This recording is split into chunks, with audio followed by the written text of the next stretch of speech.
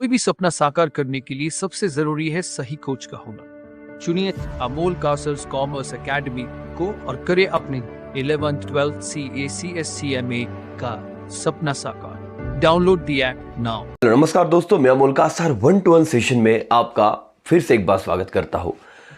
पहला पार्ट 3 आपने देख लिया होगा। पार्ट 1, पार्ट 2, पार्ट 3, इन तीनों ही पार्ट में करीब करीब सब पार्ट मिला के 1.5 घंटे से भी कम वक्त में हो गया है और इस लास्ट पार्ट में अपना ये चैप्टर खत्म हो जाएगा।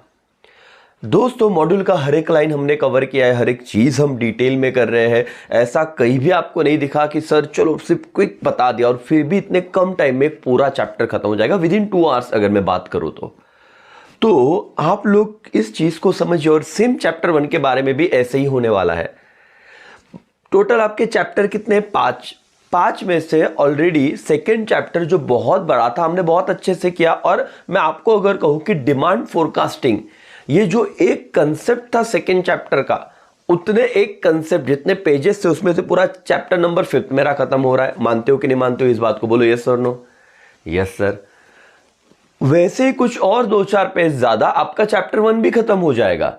तो आप इस चीज से बिल्कुल भी पैनिक नहीं हुई है सर। देखो, एक सीए फाउंडेशन में जब हम पढ़ते हैं, ये जो पूरा गेम है ना, वो स्ट्रैटेजी का है। कुछ दिन पहले बच्चों को लग रहा था शायद हम एक ही चैप्टर कर रहे हैं, अब अचानक से 1-2 वीक में आपके 5 में से 3 चैप्टर खत्म हो जाएंगे। और ये जो 1-to-1 कम्युनिकेशन चल रहा है, मेरा क्या कंसर्न है, मैं सिर्फ आपको इंडिविजुअल आपके मोबाइल फोन पे, लैपटॉप पे सिर्फ आपको पढ़ा रहा हूं मैं, या टैब पे जिस पे भी आप देख रहे हो। और हमारा ये कम्युनिकेशन हो रहा है, तुमको पीछे स्क्रीन दिख रही है, सारी बातें आप मॉड्यूल में से समझ रहे हो, तो फिर विषय ही खत्म हो जाता है। और लाइव डाउट सेशन में भी हम जुड़ रहे हैं। तो आई होप दोस्तों आपको ये लास्ट पार्ट बहुत ही अच्छा लगेगा और इससे हम चैप्टर को कॉन्फिडेंटली खत्म करेंगे। अब पिछले पार्ट से कुछ बातें जो रह गई थी उससे मैं यहाँ पे पहले कंक्लूड करके फिर लास्ट पॉइंट पे जाऊंगा। ऐसे भी नहीं कि भाई तुमको कहा था कि पिछले पार्ट में पढ़ो तो नहीं बताया जाएगा। देखो sir, fluctuation in effective demand. अब कुछ बातें बताता हूं। अगेन ये कॉमन सेंस साथ में ही रखना है इस चैप्टर में कि अगर पॉजिटिव एटीट्यूड है, ऑप्टिमिस्टिक एटीट्यूड है और मार्केट में अगर डिमांड बढ़ा, इफेक्टिव डिमांड बढ़ा तो प्रोडक्शन बढ़ेगा, प्रोडक्शन बढ़ा तो इंप्लॉयमेंट बढ़ेगा, इंप्लॉयमेंट बढ़ा तो रोजगार बढ़ेगा, रोजगार बढ़ा तो परचेसिंग पावर। समझ में आ रहा है? परचेसिंग पावर तो ज्यादा डिमांड, ज्यादा सेल, ज्यादा प्रॉफिट, एक्सपांशन। लेट्स सी बेटा, इसी चीज को हम यहां पे वापस देखते हैं कि क्या है फटाफट से। According to Keynes, sir underline कीजिए, इकोनॉमिक्स का नाम है ये। Fluctuation in economic activity are due to fluctuation in aggregate effective demand. Yes sir, ये बहुत जरूरी है, अंडरलाइन कीजिए। व्हाट? Aggregate effective demand. अब क्या कहा है, let's see. Sorry, effective demand refers to willingness and ability of the consumer to purchase goods and at different prices. In free market economy, where maximization of profit is the aim of business, higher level of aggregate demand will induce business to produce more. Yes sir, free market economy मतलब क्या? ये capitalistic economy की बात कर रहे हैं। Chapter 1 में मैं आपको जरूर सिखाऊंगा। और उनका एम क्या होता है पता है? अपने प्रॉफिट को मैक्सिमाइज करना। और उनका ये एम है, देखो पूरे लाइन को बहुत अच्छे से समझाऊंगा। In free market economy businessman का एम होता है कि वो ज्यादा से ज्यादा प्रॉफिट कमाए। तो इंड्यूस, ये चीज उसे मोटिवेट करती है कि और ज्यादा क्या करे? प्रोडक्शन करे sir, become produce more. As a result there will be more output, तो ज्यादा आउटपुट होगा, मोर इनकम, ज्यादा इनकम होगा, एंड एम्प्लॉयमेंट भी ज्यादा ही होगी। ये आज तक लॉजिक समझ गया क्या? मैंने क्या कहा? रटना तो है नहीं सर, सिर्फ समझना है। हम सिर्फ पढ़ते नहीं खुद। अब मैंने लास्ट लेक्चर में भले कहा था एक बार पढ़ो, बट मुझे पूरा भरोसा है आप पे कि आपने नहीं पढ़ा होगा, और इसलिए मैं पढ़ के फिर आपका ये chapter last point decision making वाला खत्म करने वाला हूं। यहां तक लॉजिक समझा? केन्स ने क्या कहा भाई? Fluctuation in economic activity due to fluctuation in aggregate demand. अगर एग्रीगेट डिमांड ज्यादा है, जो फ्री मार्केट, अंडरलाइन कीजिए सर, फ्री मार्केट इकोनॉमी में जो ऑब्जेक्टिव है ऑर्गेनाइजेशन का, वो क्या होता है?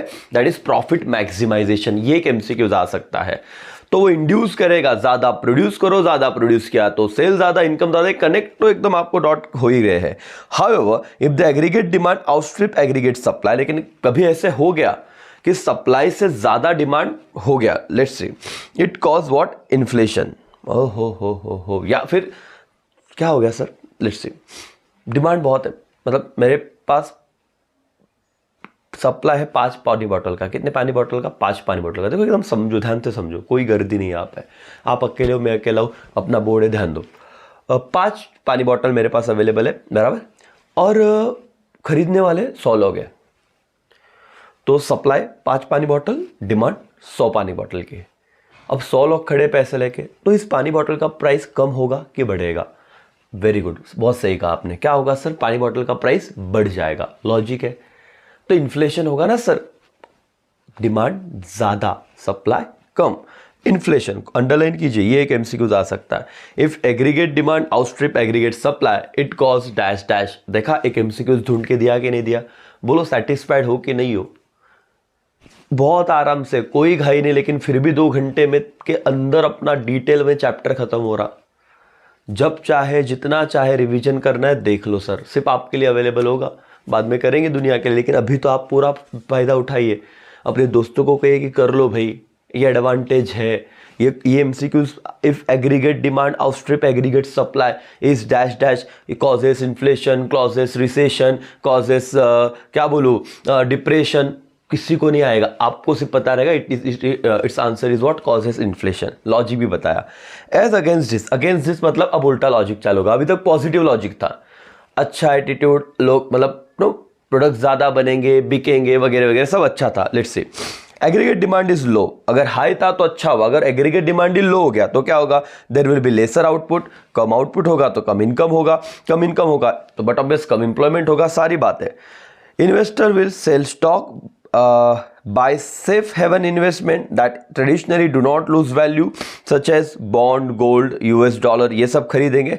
कंपनी ले ऑफ वर्कर, काम से निकाल देगी लोगों को। Consumer lose their job and stop buying what anything but necessity, सिर्फ वो नेसेसिटी पे ही ध्यान देंगे, उतना ही खरीदेंगे, बाकी लग्जरियस कंफर्ट वाला आइटम वो पोस्टपोन कर देंगे, वो खरीदेंगे नहीं करके। बोलो यस और no? Yes sir. That cause what downward spiral, the burst cycle eventually stop on its own when the price are so low that the investor that still have cash start buying it again. However, this can take long time and even lead to depression. वही तो कहा sir, सिर्फ phases की बात कर रहे हैं, हर point में फेजेस की बात कर रहे हैं। कम कम कम हुआ, कब बायर बाय करेगा उसे पता है कि इससे नीचे प्राइस नहीं जाएगी, तो मतलब वही चीज होगी ना, अब रिकवरी फेज पे आ जाएगा मार्केट। That's it.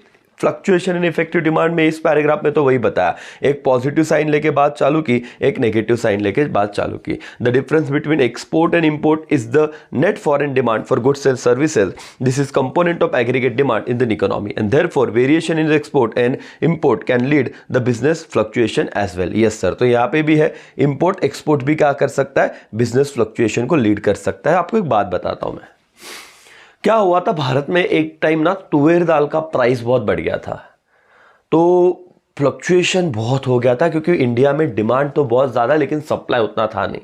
तो इस चीज़ को हमने ना मैनेज करने के लिए बाहर से तुवेर दाल का क्या किया? इंपोर्ट किया। बोलो क्या किया बेटा? इंपोर्ट किया। तो क्या फ्लक्चुएशन पे इसका इंपैक्ट नहीं हुआ? यस सर, हमारे यहाँ पे भाव कम हो गए। बीच में क्या हुआ? इंडिया चाइना, अभिनंदन जी का एग्जाम्पल याद है जो पाकिस्तान में रह गए, देखो वॉर की तरह सिचुएशन हुई थी। यस सर, तो पाकिस्तान वाले बोले हम इंडिया से चीजें इंपोर्ट करना बंद कर देंगे। इंपोर्ट मतलब एक वो इंडिया से चीजें लेना बंद कर देंगे। हमने बोला ठीक है भाई, मत लो, हमें किधर कुछ जरूरत है, क्या हम आपको बेचेंगे? तो भाई ठीक है। अब क्या हुआ सर, उनके यहाँ पे फिर न्यूज था कि प्याज जो पहले इंडिया से इंपोर्ट करते थे तो 30-40 रुपए में मिल जाते थे, अब वो 150-200 रुपए जाने लगे। टोमेटो 200-300 रुपए केजी मिलने लगे। तो ये क्या फायदा हुआ सर, मतलब सॉरी क्या फर्क पड़ा सर, कि जैसे आप देखोगे कि एक्सपोर्ट बंद, इंपोर्ट बंद किया है, इंडिया ने एक्सपोर्ट बंद किया, तो किसी कंट्री के एक पर्टिकुलर प्रोडक्ट पे उसका इन्फ्लेशन या रिसेशन या इन्फ्लेशन या डिफ्लेशन में फर्क पड़ता है कि नहीं पड़ता? Yes sir. इसलिए उन्होंने कहा कि import export can lead to business fluctuation as well. Increase in aggregate effective demand cause condition of expansion और boom, decrease in aggregate effective demand cause was condition of recession. Underline करो sir, ये conclusion बोला उन्होंने। Conclusion क्या था sir? MCQs, यहां पे आएंगे एमसीक्यूज इस पॉइंट से। इतना इंपॉर्टेंट पॉइंट था जो मैंने आपको पढ़ने को कहा था। शायद लाइव लेक्चर होता ना तो मैं बोल देता इतना पढ़ो, अगले लगे दूसरा लेक्चर है चलो मैं ये पॉइंट पढ़ाता, तुम भी बोलते हाँ सर चलो खत्म करो एक बार का, लेकिन ऐसे होना ही नहीं चाहिए सर।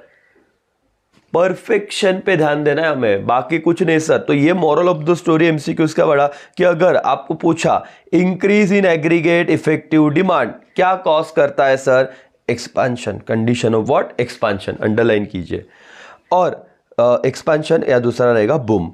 और decrease in aggregate effective demand cause condition of what, recession और डिप्रेशन। बस ये एमसीक्यू जरूर आ सकते हैं। Increase in effective demand expansion, decrease in effective demand contraction. लेकिन सर रिसेशन या डिप्रेशन, सॉरी रिसेशन या डिप्रेशन। लेकिन सर ये दो सवाल आने के लिए आपको पैराग्राफ पढ़ना कितना जरूरी था, खत्म हो गया अभी ये पैरा। ये नहीं पढ़ा होता अगर एमसीक्यूज आ जाता कि बताओ increase in aggregate effective demand, increase in aggregate effective demand cause dash dash, option A inflation, option B depression, option C both, option D none of the above. तुमको दिमाग तुम्हारा वर्क ही नहीं कर रहा, अभी करेगा। लेकिन तुमने जैसे देखा इंक्रीज बोल रहा है क्या इफेक्टिव डिमांड, तो एक्सपांशन, डिक्रीज बोल रहा है क्या इफेक्टिव डिमांड, डिप्रेशन और रिसेशन, खत्म बात। बोलो समझा कि नहीं समझा, कितने आराम से हो रहा है सर, और मॉड्यूल कवर हो रहा है। हाँ सर, कितनी बार बोलोगे, बताना जरूरी है सर।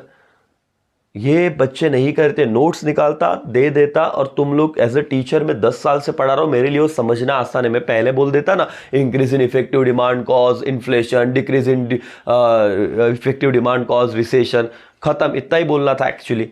बट ये तुम्हारा ब्रेन डेवलप नहीं होता। आप पढ़ा समझा, अब लॉन्ग टर्म याद रहेगा। आप किसने रिवीजन तो के तौर पे ही बताया, मैंने ही लास्ट में बताया, तो भी तुम बोलोगे हाँ सर ये तो पूरा पॉइंट पता है करके। चलो, फ्लक्चुएशन इन इन्वेस्टमेंट, सेम बात है सर, लॉजिक एक करूंगा। लोग जितना ज्यादा ट्रस्ट करके मार्केट में इन्वेस्ट करेंगे उतना ज्यादा प्रोडक्शन होगा, प्रोडक्शन होगा तो सेल होगा, सेल होगा तो प्रॉफिट होगा, एंड सो ऑन। अच्छी बात है एक्सपेंशन वाली चीज। लेकिन अगर इन्वेस्टमेंट लोगों ने कम कर दिया, ट्रस्ट कम कर दिया, तो फिर पैसा ही नहीं प्रोडक्शन करने के लिए, प्रोडक्शन कम, बेरोजगारी बढ़ जाएगी, अनएम्प्लॉयमेंट बढ़ जाएगी, पैसा कम, डिमांड कम, सेल कम, सब कम कम में चला जाता है। Let's C, according to some economics, fluctuation in investment are the prime cause of the business cycle. Investment spending is considered to be most volatile component of the aggregate demand. Underline कीजिए sir. Investment spending one of the most volatile क्या है, component है किसका sir, aggregate demand. Already हमने ऊपर देखा है। Investment fluctuate quite often because of change in the profit expectation of the entrepreneur. उन्होंने कहा कि new invention may cause entrepreneur to increase investment in the project which are cost efficient and more profit inducing. Investment may rise when rate of interest is low in the economy. Increase in, अच्छा ये तुमको समझाता हूं, देखो investment may rise with the rate of interest is low in the economy. Increase in investment shift aggregate demand to the right, leading economic expansion. Decrease in investment have what, opposite effect. ये यहाँ पे MCQs बनेगा। और मैं आपको ये line भी समझाता हूँ। इन्वेस्टर को पता है कि भाई बैंक में रखा 2% ब्याज मिलने वाला, अगर मैंने इन्वेस्ट किया तो 10% ब्याज मिलेगा, तो किसकी तरफ झुकाव रखेगा सर। तो इसीलिए याद रखो, investment may rise when the interest rate is low in economy, ढोक लो, ये डेफिनेटली तुम गलती करते हैं। तुमको पूछा जाता ट्रू और फॉल्स कि इन्वेस्टमेंट में राइज, इन्वेस्टमेंट बढ़ेगा जब इंटरेस्ट रेट लो होगा, तुम बोलते गलत। अरे बाप रे, तुम बोलोगे ना सर इन्वेस्टमेंट तो तभी करेंगे जब इंटरेस्ट रेट ज्यादा मिलेगा। तुम्हारा लॉजिक लगाओ अभी इस पे, नहीं लगाओ ना लॉजिक सर। वापस एक बार सोचे क्या, हाँ सोचो, इन्वेस्टमेंट में राइज, इन्वेस्टमेंट बढ़ेगा तो इंटरेस्ट रेट ज्यादा होना चाहिए ना सर, तो हम इन्वेस्टमेंट करेंगे। लेकिन लाइन क्या दिया है, investment may rise when rate of interest is low in the economy. अभी समझा क्या, दिमाग की बत्ती जली क्या। अरे हाँ सर, इन्वेस्टमेंट ज्यादा होगा बोले कि इंटरेस्ट रेट कम है, समझ नहीं रहा कौन से दो अलग अलग बातें हैं। मतलब सर इकोनॉमी क्या कर रही है, इंटरेस्ट रेट कम, मे भी सर उनको जहाँ पे सेव कर रहे हैं पैसा वहां पे उनको 2% मिल रहा, तो ये क्या करेंगे, हम बिजनेस में इन्वेस्ट करते हैं तो हमसे यहाँ पे रिटर्न क्या मिलेगा, ज्यादा। इसलिए जब वहां पे रेट ऑफ इंटरेस्ट कम है, यहाँ पे इन्वेस्टमेंट क्या होगी, ज्यादा। लॉजिक समझा क्या, क्योंकि यहां से इन्वेस्टमेंट से वो ज्यादा पैसे कमाएंगे, वो इन्वेस्टमेंट के रेट की बात नहीं कर रहे। आए क्या ध्यान में, अभी बोलो हाँ सर। कैसा लग रहा है, ऑनलाइन भारी लग रहा है, समझ रहा है, कॉन्फिडेंस आ रहा है, बोलो यस और नो। अरे बोलो सुन रहा हूं मैं, यस और नो, यस ना। हाँ ये देखो, ये हो गई बात, ये हो गया अपने दोनों का कनेक्ट, दोनों का ही बोल रहा हूं मैं। हाँ भले लेक्चर सब बच्चे देख रहे होगे, लेकिन मेरे सामने इस वक्त कौन हो, आप हो सिर्फ। समझा? Yes sir. और ये था तुम्हारा एमसीक्यूज कि अगर इंक्रीज इन इन्वेस्टमेंट रहा तो तुम्हारा इकोनॉमिक एक्सपांशन रहेगा, और इन्वेस्टमेंट अगर डिक्रीज हुआ तो सर अपोजिट मतलब रिसेशन की तरफ तुम्हारा इकोनॉमी जा सकता है। That's the point. Effective demand हुआ तो क्या बढ़ा, तो इफेक्टिव डिमांड इंक्रीज हुआ तो एक्सपांशन, इफेक्टिव डिमांड डिक्रीज हुआ तो कॉन्ट्रैक्शन। सेम इन्वेस्टमेंट का भी सेम ही है, वैसे ही लॉजिक है। ठीक है मालिक, चलो मैक्रो इकोनॉमिक पॉलिसी, इसका भी अलग सवाल आएगा। और मैं तो कहता हूं ना कि ये पॉइंट तुम्हारे थे, तुम्हें पढ़ने थे, और इससे भी एक एमसीक्यूज तुमको मैं ढूंढ के देने वाला हूं अभी। मैक्रो इकोनॉमिक पॉलिसी, माइक्रो ने क्या बोला, मैक्रो। सी बेटा क्या है बताता हूं ना, एमसीक्यूज चाहिए ना। देखो मैक्रो इकोनॉमिक पॉलिसी मॉनेटरी, और इसको फिस्कल पॉलिसी भी कहते हैं, अल्सो कॉज बिजनेस साइकिल। ठीक है सर, कैसे बताता हूं। Expansionary policies such as increase in government spending, ये एग्जाम्पल है किसके सर, एक्सपांशन। समझता ना कि भाई अभी ग्रोथ वो सब हो रहा है, अगर गवर्नमेंट क्या करेगा, स्पेंडिंग बढ़ा देगा, खर्चा बढ़ा देगा। जैसे मैंने ब्रिज बनाने पे खर्चा किया, हॉस्पिटल बनाने पे खर्चा किया, तो लोगों को क्या मिलेगा, लॉजिक लगाओ, रोजगार। और रोजगार अगर मिला सर तो बट ऑब्वियस पॉजिटिव साइकिल चालू हो गई, डिमांड बढ़ा, प्रोडक्शन बढ़ा, सब चीजें। यस और no. And tax cut are the most common method of boosting aggregate demand. अब आपको मैं ये जो बोल रहा था ना एमसीक्यूज आएगा, ये रहा कि टैक्स को इंक्रीज करने से तुम्हारे देश की तरक्की होगी या टैक्स को डिक्रीज करने से। इंक्रीज टैक्स और कटिंग टैक्स, कट करना टैक्स। तो अंडरलाइन कीजिए, टैक्स कट करो या गवर्नमेंट स्पेंडिंग बढ़ाओ, ये दो रीजन है कि तुम्हारी इकोनॉमी क्या होगी, बूस्ट होगी, मतलब एक्सपांशन आएगा। अंडरलाइन कीजिए sir. This result in boom. ठीक है सर। सिमिलरली अगर आपने इंटरेस्ट रेट कम किया, often motivated by political motive, lead to inflationary effect and decline unemployment rate. अभी आगे का पॉइंट पढ़ रहा हूं, ये पहला पार्ट खत्म। Anti inflationary measure such as reducing government spending, increase taxes, interest rate and increase interest rate cause what, downward pressure on the aggregate demand and economy may slow down.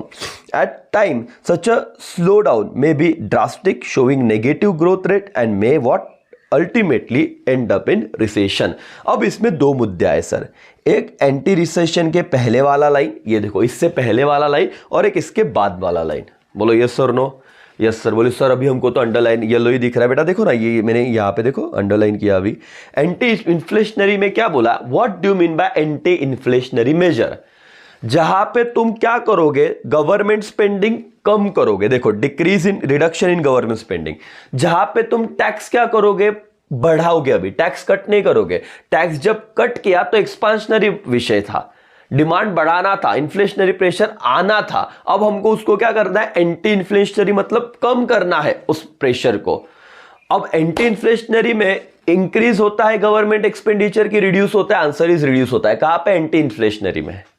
Tax cut होते हैं कि बढ़ते बढ़ते, कहां पे, anti inflationary में। Logic समझ रहा है क्या, बोलो यस और नो। इंटरेस्ट रेट भी क्या होगा, अभी सर इंटरेस्ट रेट देखो यहां पे उन्होंने कहा reduction is also interest rate, pressure of aggregate demand and economy क्या हो जाएगी, slow down. Increase in what, interest rate. तो इंटरेस्ट रेट भी बढ़ेगा और टैक्स भी बढ़ेगा। अंडरलाइन कीजिए सर, मैं करेक्ट करता हूं, इंटरेस्ट रेट भी बढ़ेगा, टैक्स रेट भी बढ़ेगा। ये क्या है, anti inflationary. Which of the following is an example of, अब ध्यान से मेरे सवाल को सुनिए, अगर ये पॉइंट समझा ना, मैक्रो इकोनॉमिक पॉलिसीज कौन सा टीचर इतने डिटेल में मॉड्यूल से बताता है, देखो नोट्स निकाल के सब बता देंगे सर। और आपने मुझ पे ट्रस्ट रखा, और ये ट्रस्ट अगर सही हो रहा है तो फिर बात कीजिए। और मैंने कहा ना कि मैं आपको ऑनलाइन में भी डाउट, अरे इतने तो आप मेरे को लाइव में कभी डाउट नहीं पूछते जितना मैं अभी डिटेल में घुस घुस के बता रहा हूं। एग्जाम को बहुत टाइम है अभी भी, एक चैप्टर करो, परफेक्ट से करो। और मुझे नहीं लगता 2-3 घंटे देना एक चैप्टर के लिए कोई वैल्यूलेस बात है। इतना तो मैथ्स के लिए आप 2-4 सम या 2-4 यूनिट के लिए दे देते हो। यस और नो, तो 2 इकोनॉमिक्स आउट ऑफ मार्क्स आएंगे। बताओ सर क्या एमसीक्यूज, अब ध्यान से सुनो, पूरा ऑब्जर्वेशन चाहिए मेरे को। मैं आपको ये कह रहा हूं, which of the following is an example of anti inflationary वाला विषय। ठीक है, point 1 reduce in tax rate, point 2 increase in government expenditure, point 3 increase in tax rate. Point 4 none of the above. अब तुम्हारा दिमाग चलना चाहिए, एंटी इन्फ्लेशनरी बोला सर तो वहां पे टैक्स रेट क्या हो गया, इंक्रीज, तो आंसर सर पॉइंट 3। और इन्फ्लेशनरी वाला विषय क्या था, तो गवर्नमेंट स्पेंडिंग क्या होती है, इंक्रीज, टैक्स रेट क्या होते हैं, कट। अच्छा, एंटी इन्फ्लेशनरी समझो, नॉर्मल इन्फ्लेशनरी में स्पेंडिंग बढ़ा, टैक्स रेट कट हुआ, खत्म। अभी मेरे को एंटी इन्फ्लेशनरी मेजर लाना है, तो reduce government expenditure, increase tax, increase interest rate. Okay, interest rate कम कहां पे हुए थे, इन्फ्लेशनरी में। ओके, और इसका काम क्या है कि अगर ड्रास्टिक इसको करो अच्छी बात है, लेकिन संभालो, नहीं तुम्हारी इकोनॉमी को कहां पे लेके जा सकता है, रिसेशन की तरफ। ज्यादा इंटरेस्ट रेट बढ़ा दिया, अभी देखो तुमने अभी ये देखा होगा, घर का किसी का लोन रहेगा तो घर का हफ्ता बढ़ गया, बोलो ये सर नो, क्यों सर, रेपो रेट बढ़ा है तो इंटरेस्ट रेट बढ़ रहा है, तो अब तुमको समझता है कि कंट्री कहां पे जा रही है, एंटी इन्फ्लेशनरी प्रेशर, अब कंट्री को इन्फ्लेशन कंट्रोल में लाना है, तो इसलिए ये सारी चीजें कर रहे हैं। आई होप तुमको ये वाला पॉइंट भी समझा रहेगा, बोलो ये sir no, yes sir. And last मेरे मालिक जो पॉइंट रह गया था मेरा शायद से, that is psychological factor, ना, if I'm not wrong, yes, this is psychological factor। Psychological factor में ज़्यादा वक्त नहीं लूँगा मैं तुम्हारा, तुरंत ही मैं तुमको बता दूंगा कि what is psychological factor.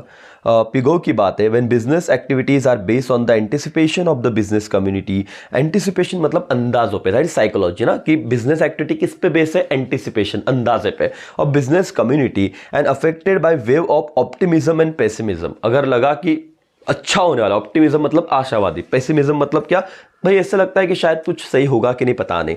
Business fluctuation are the outcome of this psychological state of mind of the businessman. If the entrepreneur optimistic about the future market, अब लॉजिकली सोचो कि वो ऑप्टिमिस्टिक है तो वो क्या करेगा, इन्वेस्टमेंट ज्यादा करेगा, इन्वेस्टमेंट ज्यादा करेगा तो this result in what, expansionary phase में begin. The opposite happen when the entrepreneur would pessimistic, अगर वो निराशावादी तो इन्वेस्टमेंट कम करेगा, इन्वेस्टमेंट कम तो प्रोडक्शन कम, एंड सो ऑन, गलत बात है। तो वो क्या होगा sir, about the future market that investor tend to what, restrict their investment. Pessimistic है, उसको पता है कि मार्केट की बजने वाली है, पेसिमिस्टिक तो इन्वेस्टमेंट क्या, कम, and reduce investment, employment reduce होगा, इनकम रिड्यूस होगा, consumption also take downturn, and economy face what, contraction of economic activity. तो अब मैं तुमको बोलता हूं, मतलब रिसेशन की तरफ जाएगा। अब यहां से क्या सवाल आएगा साइकोलॉजिकल में, अगर एंटरप्रेन्योर ऑप्टिमिस्टिक है तो एक्सपांशनरी फेज आने वाला है, क्योंकि इन्वेस्टमेंट ज्यादा करेगा, प्रोडक्शन ज्यादा होगा, डिमांड ज्यादा होगा। मानते कि नहीं मानते, यस सर। लेकिन अगर एंटरप्रेन्योर बिजनेसमैन पेसिमिस्टिक है तो क्या होगा सर, अगर वो पेसिमिस्टिक है तो उस केस में जो गलत, वो इन्वेस्टमेंट कम करेगा, प्रोडक्शन कम, इनकम कम, एम्प्लॉयमेंट कम, तो यहां पे रिसेशन ये वाला आउटकम आ सकता है।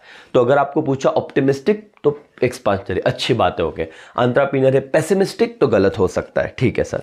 अकॉर्डिंग टू, ये भाई का नाम अंडरलाइन कर लीजिए सर, नया थियरी दिया है क्या सर, स्कम्पलर। क्या है, the trade cycle occurs in result of innovation which takes place in the system from time to time.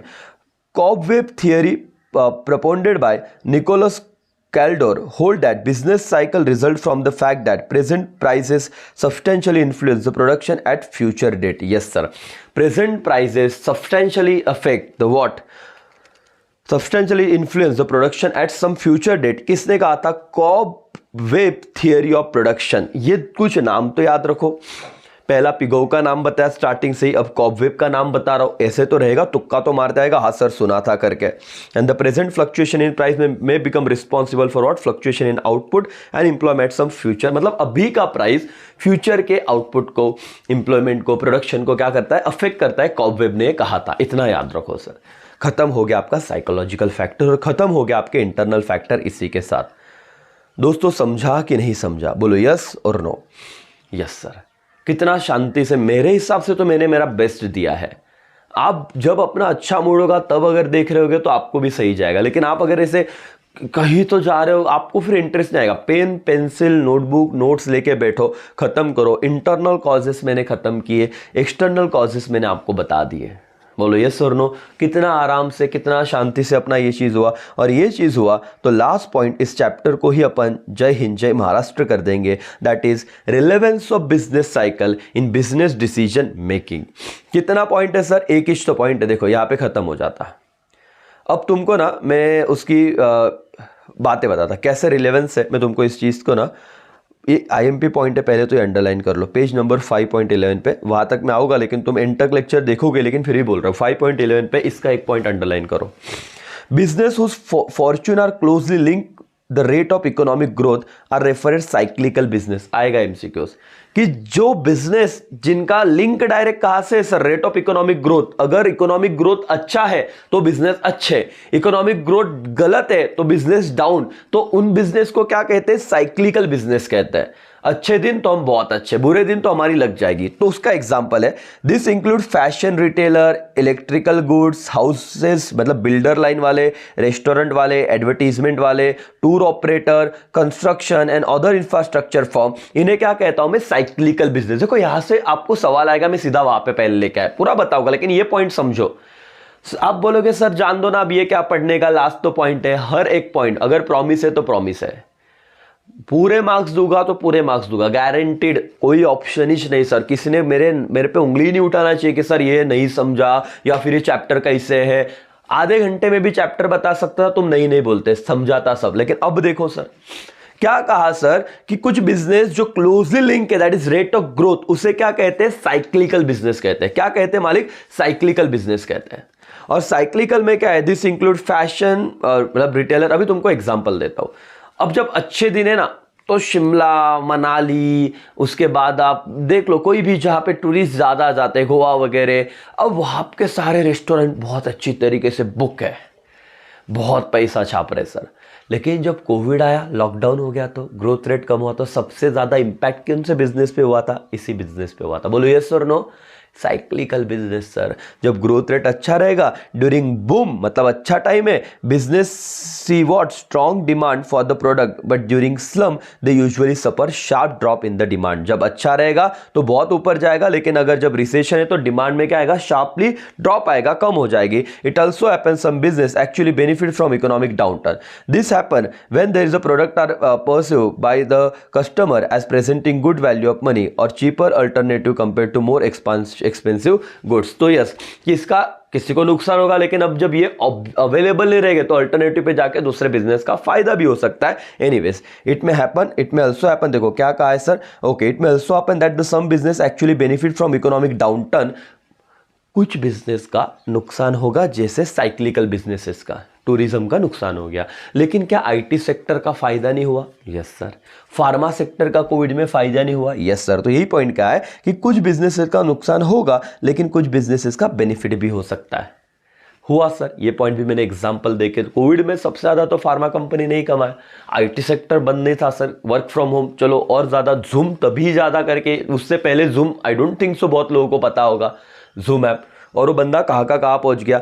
ये पैराग्राफ मैंने आपका क्या किया यहाँ पे खत्म। और ये देखो रिलेटेड था, IMP था, पहले उड़ा दिया।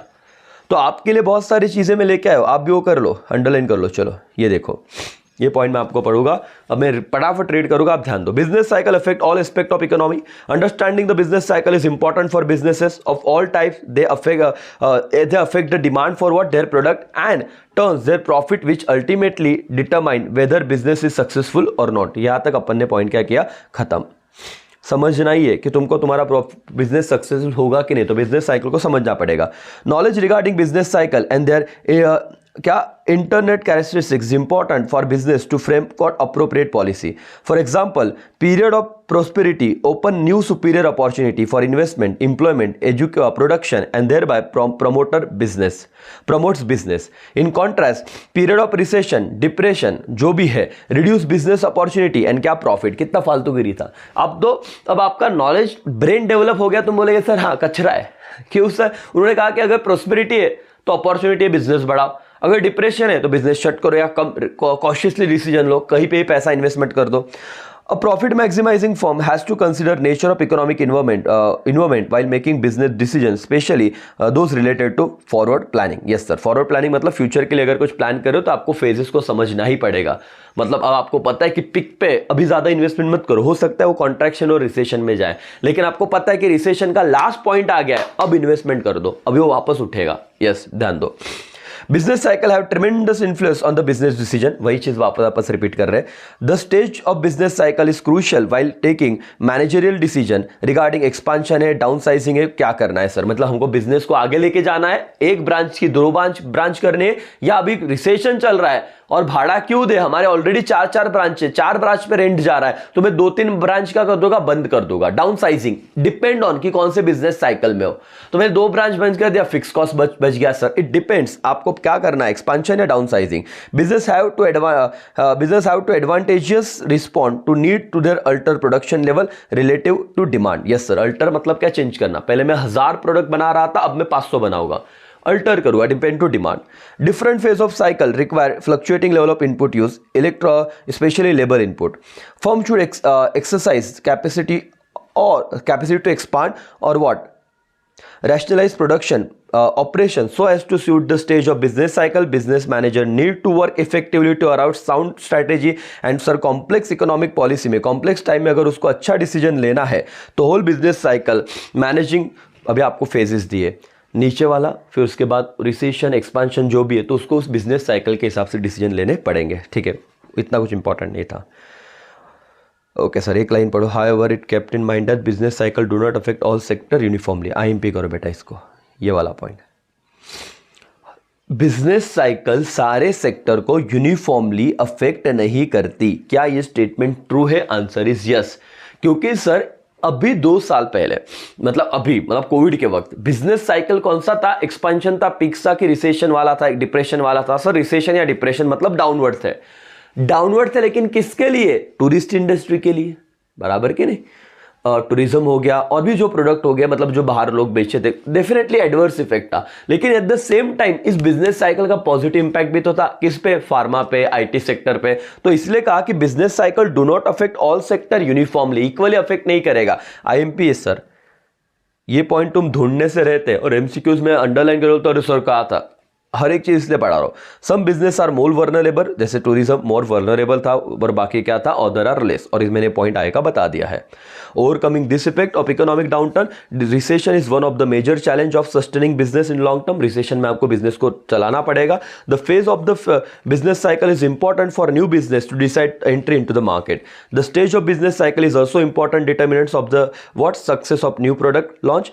Surviving to Sluglish business cycle require business to plan set policy with respect to product price and promotion. yes sir, Sluglish मतलब क्या? स्लो डाउन है, तो आपको अपने प्राइस, पॉलिसीज सबको स्ट्रैटेजिकली डिसाइड करना पड़ेगा। बहुत हाई नहीं, लो प्राइस, सिस्टमैटिक प्राइस रखना पड़ेगा। इन जनरल क्या कहा है, let's C. In general, economic forecasts are not perfectly reliable. Neither course of are the launches, institution and entrepreneur. Understanding what phase of the business cycle an economy is and what implication the current economic condition have their current future business activity help business to better anticipation the market and to respond with greater alertness. However, taken together and applied carefully, economic forecast can help business firm to prepare changes in the direction of the economic either prior or soon after the changes occur. और यही कहा ना, economic forecast, ये मैंने आपको सिखाया था second chapter में कि फोरकास्टिंग इसलिए जरूरी है कि आपको फेजेस को पहचान पाओ। इंडिकेटर्स याद आ रहे क्या? बोले कि लैगिंग इंडिकेटर वगैरह वगैरह हमने देखा था सर, वही था। और आपका चैप्टर क्या हो गया? खत्म। अब इसके नीचे क्या आएंगे? एमसीक्यूज, खत्म। लोवेस्ट देखो, अभी एमसीक्यूज बताओ तो क्या है ये इसका answer. The lowest point in the business cycle is expansion, boom, peak, through, क्या है? थ्रू। यस सर, ये वाला पॉइंट है डी आंसर। अब आपको सब आएगा सर, सब आएगा सब आपको। अब आपको क्या हो गया? Chapter done. अभी एमसीक्यूज करने हैं। और क्या कहा सर मैंने आपको? हार्डली 30 मिनट में मेरे लेक्चर खत्म हो रहे हैं। इससे ज्यादा और इससे सिंपल और क्या हो सकता है? खत्म। Chapter number 5 done. एमसीक्यूज करने हैं, लेक्चर जब दिक्कत आए तब देखने हैं। अभी यहां का विषय ही क्या हो गया? क्लोज। बोलो यस और नो? यस सर, इसे कहते हैं पढ़ाई। कितने लेक्चर हुए सर? हार्डली 3 घंटे से कम। कौन सा चैप्टर? 5वां। पहला भी ऐसे ही हो जाएगा, चौथा भी ऐसे ही करके दूंगा, मॉड्यूल टू मॉड्यूल। ऑनलाइन में क्या दिक्कत हो रही? मेरे एक्सप्रेशन पूरे नहीं दिखते। यहाँ पे मेरा स्क्रीन आपको दिख रहा है, मैं आपको दिख रहा हूँ, मेरे हाव भाव आपको दिख रहे हैं, तो ज़्यादा कनेक्टिविटी बन रही है।